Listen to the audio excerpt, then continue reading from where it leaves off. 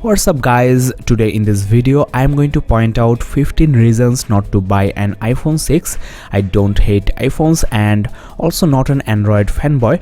I want to be honest with you guys, so if you don't agree with any of the 15 reasons I am going to tell you today, then you can comment in the comment section below and let me know.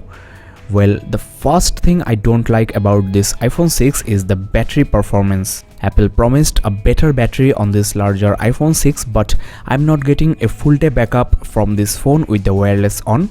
I have to connect the charger every 8 to 10 hours, and I'm not talking about playing games, watching movies, etc. Just few hours of talking over the phone and listening to music, browsing now and then. After 7 years of development, we are getting iPhone 6 without a full day battery backup. The battery is inbuilt, so you cannot carry an extra battery for your iPhone. The only thing you can do is to buy a bulky power bank. The second disappointing factor about this iPhone 6 is the camera resolution. When other smartphones are offering 16, 20 or even 41 megapixels cameras, this iPhone 6 features only an 8 megapixel shooter. Though the quality of the images are great, they are less detailed, and if you crop your images, then you will end up in a much smaller image. Moreover, low light images from this iPhone 6 seems darker compared to this Galaxy S5's.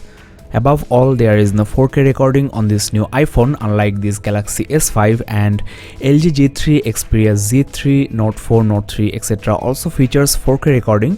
4K TVs are getting very popular in the market, and the interesting fact is the 4K resolution is in fact higher than 8 megapixels. That is, every frame of Ultra HD videos are larger than 8 megapixels images from your iPhone 6.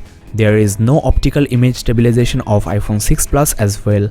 The camera lens is protruding, so if you put this phone on a flat surface, the phone will wobble, and this might also damage the phone on long-term uses. The most talked about issue of this iPhone 6, especially the iPhone 6 Plus, is the aluminum case of the back is getting bent under continuous pressure. Especially the volume rocker area is the weakest point. There are numerous videos on YouTube that show how easily iPhone 6 Pluses are getting bent, and though iPhone 6 is not that much vulnerable to bending, but on long-term use, especially if you put your iPhone 6 into your back pocket of tight jeans for long hours, then you may find out that your iPhone 6 has bent a little bit. Apple could have made the phone 2 or 3 mm thicker with a bigger battery, non-protruding camera and a sturdier build. Reason number 5 is still there is no expandable storage option on your iPhone 6, and for a premium device like this, 32 gig internal storage should be the best model, but you will get the 16 gig version and 64 as well as 128 gig versions of iPhones, not the 32 gig, so it's kind of weird. The 32 gig model may hit the market in the year 2015. One of the drawbacks of iOS devices is they are not as much feature rich as Android devices. You will get only the features needed for a phone, not the fancy features you will get on Samsung Galaxy phones, especially on this Galaxy S5. There are a bunch of options, features, gestures enabled on this phone, so you can show off your pricey phone to your friends. This multi-window feature is the most helpful. You can split the display into two and run 2 applications simultaneously. This is just one of the numerous great features on this Galaxy S5, whereas on your iPhone 6 you have to mainly rely on third-party applications. Because of the simplistic interface, you may get bored of your iPhone 6 after a few days of uses. Android offers plenty of inbuilt apps, system options and interesting tweaks that will keep you amused for months. Galaxy S5 even features a heart rate monitor at the back. Now if you go for Android, there are so many more choices, even under $100, and a lot of companies competing each other, and there is something always exciting going on here and there. On the other hand, if you are a loyal Apple customer, then you are stuck with this one device. I don't think iPhone 6 Plus is suitable for everyday normal uses, and the interface, the look, each and everything of iPhone 6 and iPhone 6 Plus is exactly same. You have to wait for a whole year to see something new. Now iPhone 6 gets the new iOS 8 out of the box, and it's not visually that much different from the previous iOS 7.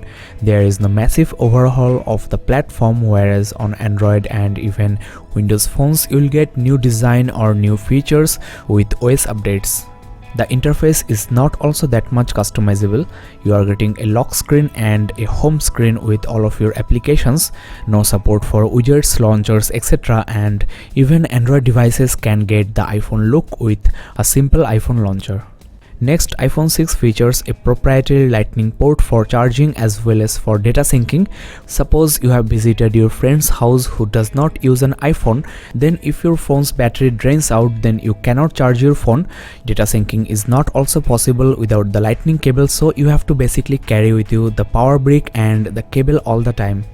Here in 2014, Apple decided to include an NFC chip at the top part of their iPhones, but its uses are limited to upcoming Apple Pay only, not for transferring data as you are used to see on Android devices. As you know, you have to just tap two phones back to back to transfer data instantly, and it's a much old feature for Android devices. Now the next point I'm going to talk about is bothering me a lot. As this is a metal phone, the back part of the phone is getting heated up while charging and also while talking for a long time, and this phone heats up so much that you cannot put this phone to your ear for even seconds. Most of the Android phones are made of plastic and does not heat up that much. Overheating also drains the battery fast. Well, my 12th complaint about this phone is, as you know, the display has been increased to 4.7 inches, but the display to body ratio is not impressive. There is considerable space at the top and the bottom part of the phone. I have with me a Motorola Moto G2 which has a 5 inches display, but its length is almost same as the iPhone 6's. The iPhone 6 only takes nano SIM cards and most of the devices nowadays only use micro SIM cards. So in case you need to use this nano SIM card into other devices, you have to take help of a micro SIM card adapter. Nowadays, a lot of devices are water and dust proof, including this Galaxy S5 and also the Xperia Z3, whereas iPhone 6 is neither water nor dust proof, and the aluminum back panel is also more prone to scratches. Well, that was the 14th point, and here comes the last. iPhones are always overpriced because of their hype. Considering the specifications, the display quality and size, these phones should be at least 30 or 40% cheaper. You can get other devices with larger and much better display, a better camera and higher clock speed CPU with 20 to 30% lower price tag. Well guys, that's all I have for you in this video, and I am going to upload another video discussing the positive sides of this iPhone 6, so it will be great if you subscribe and keep in touch. I'll add a link of that video in the description below, so check that out as well. Overall, iPhone 6 is an amazingly beautiful phone with blazing fast software, and there are lots of reasons to buy this phone as well. I have another channel called gadgetsportalplay where I'll show you some handy apps and games for your iPhone 6, so you can check that channel also. Thanks for watching guys, see you in the next review, bye bye and keep in touch.